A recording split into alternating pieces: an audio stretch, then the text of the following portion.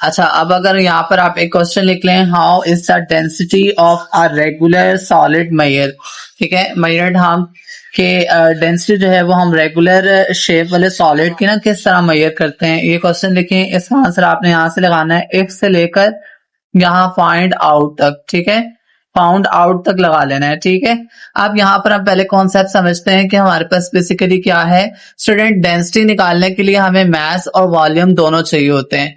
तो मास को हम फिजिकल बैलेंस से मेजर कर लेते हैं, और अगर सॉलिड रेगुलर शेप का हो तो उसका वॉल्यूम उसकी डायमेंशन मेजर करके भी कैलकुलेट कर लेते हैं। ठीक है, फॉर एग्जांपल अगर सॉलिड स्फीयर की शेप में है, ठीक है, अगर सॉलिड की शेप में है, स्फीयर की शेप में है, हम उसका डायमीटर किस तरह निकाल सकते हैं। हम उसका डायमीटर जो है वर्नियर कैलिपर से मेजर कर लेते हैं, और फिर हम सिंपल फार्मूला लगाते हैं, फार्मूला लगा के डेंसिटी को कैलकुलेट कर लेते हैं। ठीक है, if the substance is solid and has a regular shape, अगर सब्सटेंस सॉलिड हो या रेगुलर शेप में हो, it volume can be found by measuring it's dimensions, हम उसका वॉल्यूम मेजर कर सकते हैं। किस तरह से, उसकी डायमेंशन से। फॉर एग्जांपल समझा रहा है, if the substance in the form of sphere, समझ लें कि एक सब्सटेंस है जो स्फीयर की फॉर्म में, it diameter can be measured by vernier caliper, हम क्या करेंगे, इसका डायमीटर मेजर कर लेंगे वर्नियर कैलिपर से, and volume is there by calculated, और फिर हम इसका वॉल्यूम निकाल लेंगे। और knowing mass and volume the density can be found, फिर इसी तरह हम मास और उसका वॉल्यूम कैलकुलेट करके हम क्या करेंगे, डेंसिटी निकाल सकते हैं।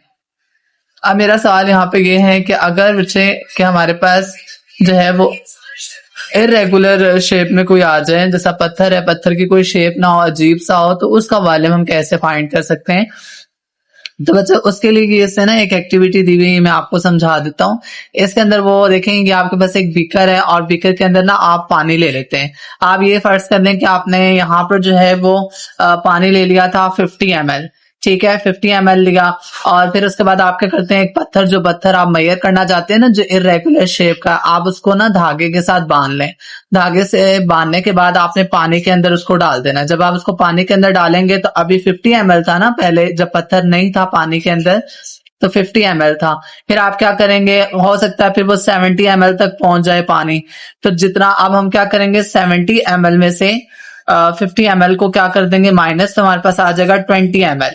तो अब ये देखेंगे, जो 20 ml आया ना, ये वॉल्यूम आ गया है किसका, इरेगुलर शेप का।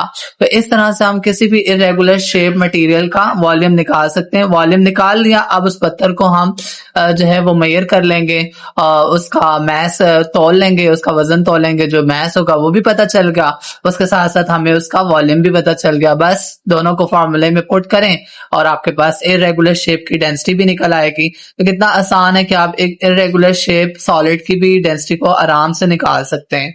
ठीक है, तो नीचे चलें तो आप पास क्वेश्चन आ रहा है प्रेशर। आप प्रेशर को देखते हैं कि प्रेशर में आप पास क्या होता है।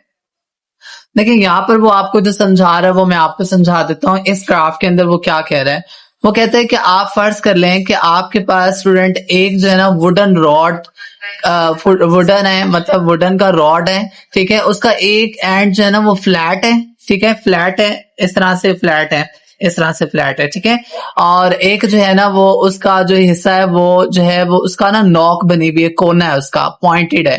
ठीक है, तो अब मुझे बताएं, दोनों केसेस में क्या वो सेम, मतलब दोनों केसेस में सेम फोर्स तो लगेगी, लेकिन क्या वो फ्लैट वाला हिस्सा जल्दी जो है जमीन के अंदर धंस जाएगा।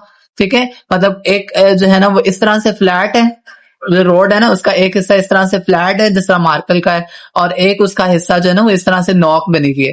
तो मुझे बताएं कि जो वो फ्लैट है, वो फ्लैट क्या आसानी से जमीन के अंदर धंस जाएगा? नहीं ना जाएगा ना। उसके लिए हमें क्या करना पड़ेगा, हम ज्यादा फोर्स भी लगाएंगे पर वो नहीं जा पाएगा। लेकिन अगर मैं उसकी जगह ये नॉक वाले को जमीन के अंदर ऐसे फोर्स लगाऊंगा, तो ये जो है वो जल्दी जो है जमीन के अंदर चला जाएगा। इट मीन्स कि एरिया डिपेंड करता है, जिस चीज का एरिया ज्यादा होगा उस पर प्रेशर कम लगेगा, वो इजीली जो है वो जमीन के अंदर रॉड धंस जाएगा नॉक वाली साइड से। अगर उसका एरिया ज्यादा होगा ना, जैसे फ्लैट है, तो फ्लैट का एरिया ज्यादा है, तो ज्यादा होने पर क्या होगा कि फोर्स ज्यादा लगेगी। ठीक है, और प्रेशर कम एक्सर्ट होगा, एरिया ज्यादा हो तो प्रेशर कम हो जाता है।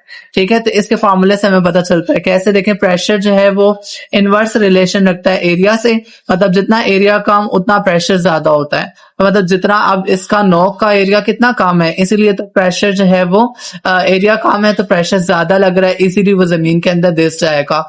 लेकिन अगर ये फ्लैट की बात करें तो इसका एरिया ज्यादा है तो प्रेशर क्या होगा, कम होगा, इसीलिए वो जमीन के अंदर दिस नहीं रहा, खुब नहीं रहा। ठीक है, अब होपफुली आपको समझ आ गई होगी। तो यहाँ पे इसकी डेफिनेशन आपने याद कर लेनी है।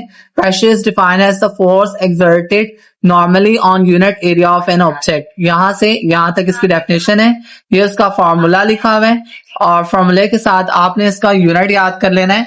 यूनिट आपके पास क्या है वो देखें, तो इसका यूनिट आपने याद कर लेना है। इसका यूनिट होता है न्यूटन पर मीटर स्क्वायर।